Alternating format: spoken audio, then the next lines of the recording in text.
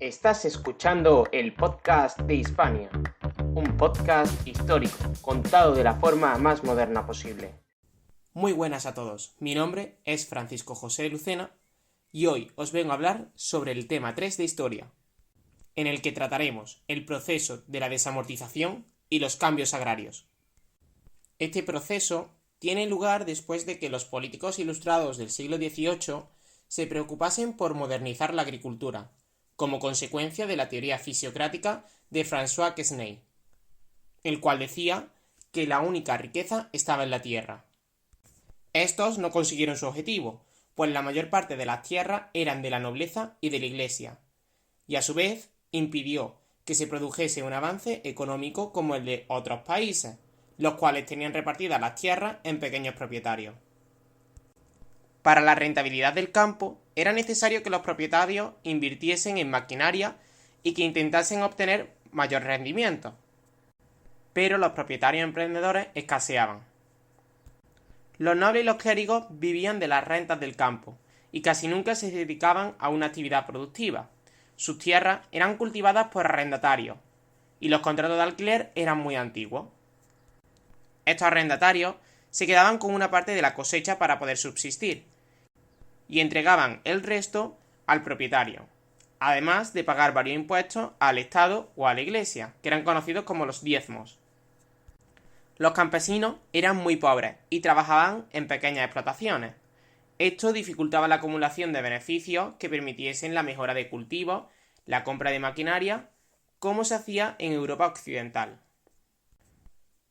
Muchas hectáreas de tierra, llamadas tierras comunales, eran de municipios y a menudo estaban mal cultivadas. Los habitantes de pueblos tenían ayuda para la subsistencia cultivando estas tierras. Las propiedades de manos muertas eran las tierras de la iglesia de los municipios, y se llamaban así porque no había posibilidad de que cambiasen de mano por la del mayorazgo. También se podían llamar amortizadas, porque sus dueños podían disponer libremente de los frutos o rentas, pero sin enajenarlas, es decir, no las podían vender. Otros países produjeron una expansión agrícola debido a los cambios en la estructura de la propiedad de la tierra. Para poner fin al atraso del campo español, pensaron en eliminar los vestigios del régimen señorial. Por ello, era necesario erradicar el sistema de propiedad de manos muertas y vender tierras para que los campesinos modernizasen el campo. Los liberales van a tener una concepción capitalista económica y la certeza de que la propiedad privada creará progreso y modernización. A lo largo de la historia de España se llevaron a cabo varios intentos de desamortización, como por ejemplo las Cortes de Cádiz entre 1811 y 1813, o algunos intentos que se llevaron a cabo en el gobierno del trienio liberal durante el reinado de Fernando VII, entre 1820 y 1823. Pero los cambios más importantes se dan en el reinado de Isabel II. En la desamortización de Mendizábal de 1836, durante la regencia de María Cristina, y la desamortización de Madoz de 1855, durante el reinado de Isabel II. Algunas de las medidas legales para modernizar España fueron la abolición de señoríos y derechos jurisdiccionales, la desamortización de tierras de manos muertas, la eliminación de mayorazgo, la abolición de la mesta y la libertad de producción y de comercio.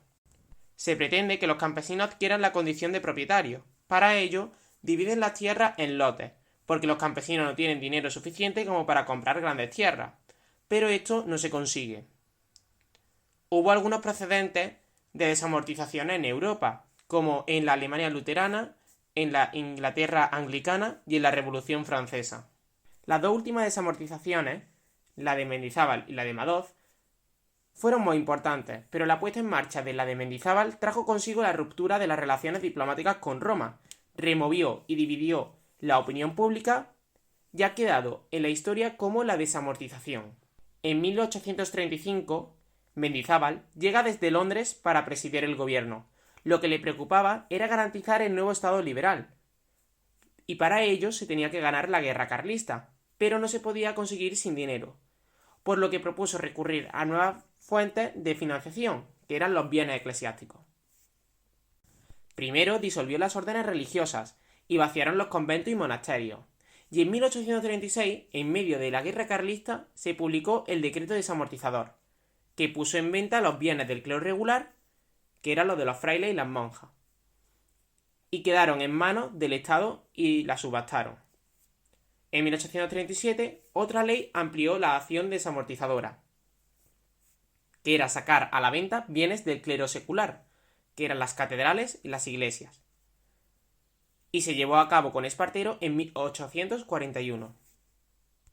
El procedimiento consistía en tasar las propiedades, hacer una subasta pública y adjudicarla al mejor postor, y se podía pagar a plazos. Para facilitar la compra a los agricultores no propietarios, se parceló las fincas para venderlas por trozos. Con ello se pretendía lograr ganar la guerra carlista, eliminar la deuda pública, atraer el liberalismo a los beneficiados, solicitar nuevos préstamos y cambiar la estructura de la propiedad eclesiástica, que pasó de amortizada y colectiva a libre e individual. La Iglesia sería reformada y transformada en una institución del nuevo régimen, comprometiéndose el Estado a mantener a los clérigos y a subvencionar el culto. Todo ello sirvió de modelo a México en 1850 o a Portugal en 1861.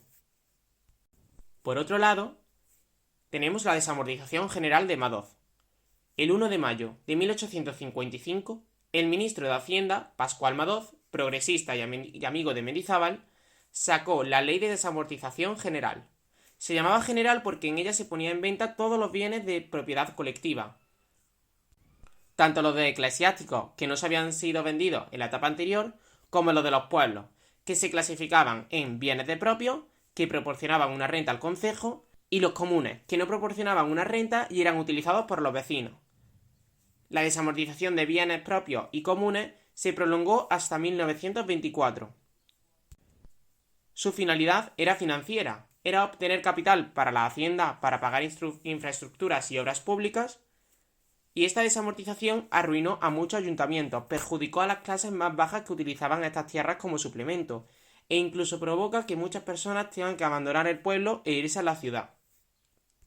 El procedimiento fue una copia al de Mendizábal, con dos diferencias. Una se refería al destino del dinero obtenido, fue dedicado a la industrialización del país, que era la expansión del carril, y la segunda diferencia provenía en la propiedad de dicho dinero. El Estado no es el propietario de dicho dinero, sino los ayuntamientos. El Estado recibe el importe en nombre del ayuntamiento y lo transforma en lo que hoy serían los bonos del Estado. Esto significa que éste se hace custodio de los fondos del ayuntamiento, utilizándolos para el bien de todos. En este proceso, la burguesía con dinero fue de nuevo la beneficiada, aunque la participación de los pequeños propietarios de los pueblos fue mucho más elevada que en el anterior proceso de Mendizábal. Ahora vamos a analizar los resultados de la desamortización. Ambos procesos no sirvieron para que las tierras se repartieran entre los menos favorecidos, porque no se intentó hacer ninguna reforma agraria, sino conseguir dinero para los planes del Estado, aunque sí contribuyó a aumentar el volumen general del producto agrícola, al trabajar nuevos propietarios las tierras que no habían sido labradas. La desamortización trajo consigo una expansión de la superficie cultivada y una agricultura más productiva. En los cambios acaecidos actuaron otros factores como la abolición de diezmos, la supresión de la mesta, la mejora de las condiciones del transporte y la comunicación y las políticas proteccionistas en favor del cultivo de cereales. Otras consecuencias fueron sociales, como la aparición de un proletariado agrícola, más de 2 millones de campesinos sin tierra, jornaleros sometidos a duras condiciones de vida y trabajo estacional, o la conformación de una burguesía terrateniente, que con la adquisición ventajosa de tierras y de propiedades pretendía emular la vieja aristocracia. Otra consecuencia de la estructura de la propiedad es que apenas varió la situación desequilibrada de predominio del latifundio en el centro y en el sur y el minifundio en el norte y en el noroeste de la península. La enajenación de propiedades municipales trajo consigo el empeoramiento de condiciones de vida del pequeño campesinado, privando el uso y disfrute de los antiguos bienes del concejo. El impacto de la desamortización en la pérdida y en el expolio de una gran parte de patrimonio artístico y cultural fueron importantes. La segunda parte del tema trata sobre los cambios agrarios. En la segunda mitad del siglo XIX se fue imponiendo una agricultura orientada a comercializar en el interior y en el exterior de la península. Se generalizaron algunos cultivos como la vid, los cítricos, el arroz y la caña de azúcar. Los grandes cultivos seguían siendo el cereal, el olivo, la vid, que ocupaban el 85%. El mayor signo de transformación agraria fue el aumento de la superficie dedicada a frutales y a cultivos de regadío, que amplió el panorama agrario que se vio fortalecido por la expansión del ferrocarril. Más tarde, la reducción del cereal se debió al abandono de algunas zonas a causa de su bajo rendimiento y a la gran expansión del viñedo. La expansión del viñedo se produjo a finales del siglo XIX, entre 1850 y 1875, y triplicó la expansión de vinos de Europa, debido a la ruina de la vid francesa, a causa de la filoxera, que destruyó el viñedo francés. España se convirtió en la primera potencia en producción vinícola entre 1870 y 1880. Se configuraron zonas que todavía tienen importancia, como La Rioja, Jerez de la Frontera en Cádiz y Montilla en Córdoba. Fue un hecho circunstancial lo que propició el crecimiento de la producción. La llegada de filoxera a España supuso una dura crisis, que se vio agravado por la caída del precio del vino francés. Entre 1852 y 1896 el vino exportado se redujo un 40%. Asimismo, el olivar aumentó, sobre todo en Andalucía, Cataluña y Aragón, y los nuevos cultivos se localizaban en regiones mediterráneas, donde la proximidad de importantes ciudades y zonas industriales facilitó un mercado consumidor y estimuló la aplicación de métodos modernos. Se puso de manifiesto las exportaciones de almendras, conservas y remolacha, esta última en Andalucía. Aún así, seguía predominando el cultivo cerealista tradicional, que gran parte se exportaba. El sueño español de convertirse en el granero de Europa se frustró al terminarse los conflictos europeos, pues el precio del grano español no podía competir con el precio del cereal francés, alemán o británico. Por tanto, hemos podido comprobar que el proceso que empezaba para evitar el atraso del campo español no benefició a los menos favorecidos, saliendo perjudicados los agricultores.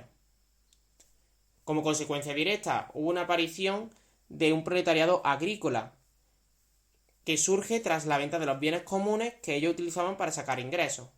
El problema será continuo y perdurará hasta el siglo XX. Y con esto terminamos el tema 3. Espero que os haya servido de ayuda y no olvides seguirnos en nuestras redes sociales y visitarnos en nuestra web